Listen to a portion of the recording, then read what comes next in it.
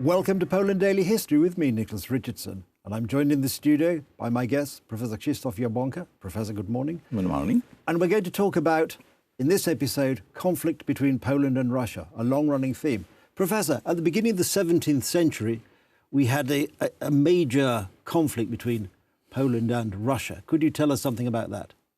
Pamiętajmy, że do połowy XVI wieku Polska nawet nie graniczy z Rosją, tylko... Until the half of the 16th century, it was not Poland that bordered with Russia, but the Grand Duchy of Lithuania.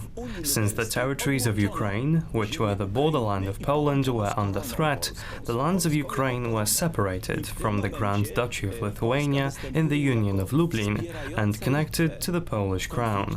At that moment, Poland acted as an ally of Lithuania in the conflict with Moscow over the Belarusian lands.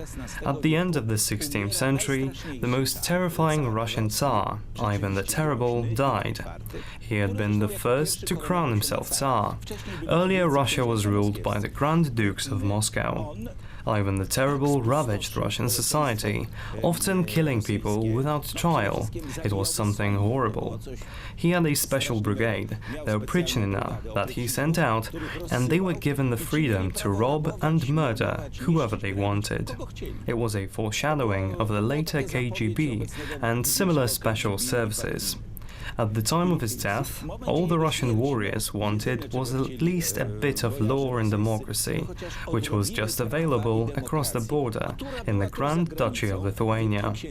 Lithuania adopted almost all the political principles of democracy from Poland, just as Poland had previously adopted them from Italy.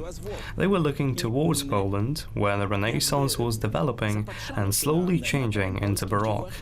His only living son, Fyodor, became the ruler. However, he was mentally disabled.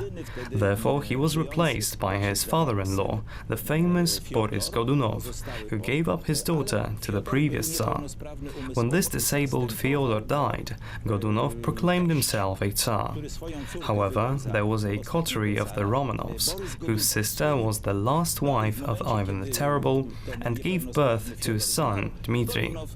Dmitri allegedly cut himself with a penknife in Uglich, a town in western Russia, got epilepsy and died prematurely. Of course, it was rumored that he was murdered, but at the same time, the Romanovs promoted the thesis that he had survived and was hidden somewhere at the court of the Dukes of Vishniowiec. In 1604, he was to reveal himself.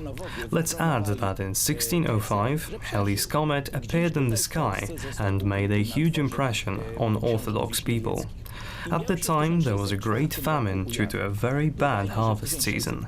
Godunov could not stand it and died of heart failure. At that moment, the Tsarist throne collapsed. Fyodor was not able to rule for too long, as he was murdered quite quickly. His sister was locked up in a monastery so that no one could marry her, and it was at that very moment that Dmitri, who supposedly miraculously survived in Uglich, appeared in Russia and claimed the inheritance of the throne from his father and brother. A lot of people supported him. Everyone saw him as their salvation. Mnóstwo ludzi go poparło. Wszyscy widzieli w nim w ogóle ocalenie i zbawienie. So, Professor, how did Polish forces become involved in the first military incursion into Russia? No, pierwsze grupy Polaków, The first groups of Poles, or rather Lithuanian Polish nobility, set off together with the man who claimed that he was the famed Dmitri, to gather his henchmen in Russia in 1605. At that time, there were several battles which Dmitri lost, but he managed to fortify in some cities, and when he heard that Boris Godunov had died, he went to Moscow, crowned himself, and a moment later his wife was brought to him.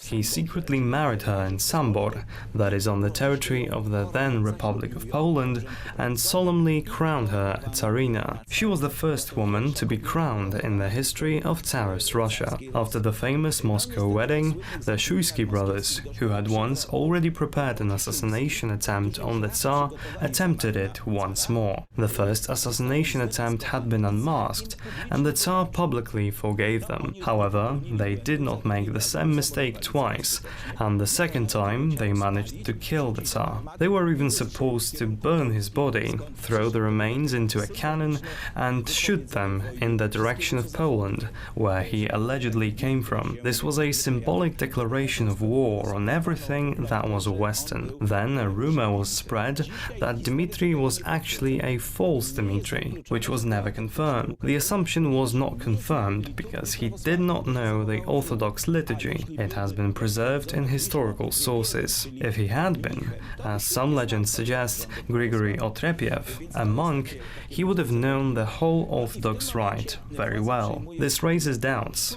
At that moment, the power was taken over by the Shuyski clan. It was a sideline of the Rurik dynasty from the town of Shuya. Vasily IV became the Tsar, but the House of Romanov, relatives of Ivan the Terrible's last wife, promoted another false Dmitry and tried to gain power by starting a civil war. They immediately stood up to Vasily IV, who made a deal with Sweden, which in result made the Republic of Poland declare war on Russia. Poland was at the time ruled by King Vasa of Sweden, who was entitled to the Swedish crown. When his two enemies merged, he decided to strike at the weaker one and started an expedition to Smolensk through Moscow. The siege of Smolensk was prolonged as it was a powerful fortress. As a result, the siege was troublesome and lasted 16 months. Poles blew up part of the walls and captured the city, but that did not happen until 1611. In 1610, the Russian relief force came to help the fortress, and it was against this force that the Polish commander Stanisław Żółkiewski set off with a small group of the army, only 3,500 of hussar cavalry. He completely surprised a 35,000-strong army and managed to win against it, primarily because it consisted of two separate armies, a Russian and a Swedish one. These two armies couldn't get along well with each other. The hussars charged 11 times and eventually dispersed the troops on the battlefield. The Swedes surrendered under the siege, and what is interesting, a large number of them went over to the Polish side as paid mercenaries. They were promised to earn money, and at that moment the Russian military elite overthrew Tsar Vasily IV and made an agreement with Stanisław Żółkiewski that they wanted the son of the Polish ruler, Władysław IV Vasa, to become the Tsar of Russia. As the heir to the Polish throne, he could in the future combine the throne of Moscow with the throne of the Republic of Poland. Warszawskim, czyli z Rzecząpospolitą. That's all we've got time for on this episode. Thank you for watching, and thank you to Professor Jabłonka for joining us. Do join us again on Poland Daily History, where we delve into the fascinating and long history that is Poland.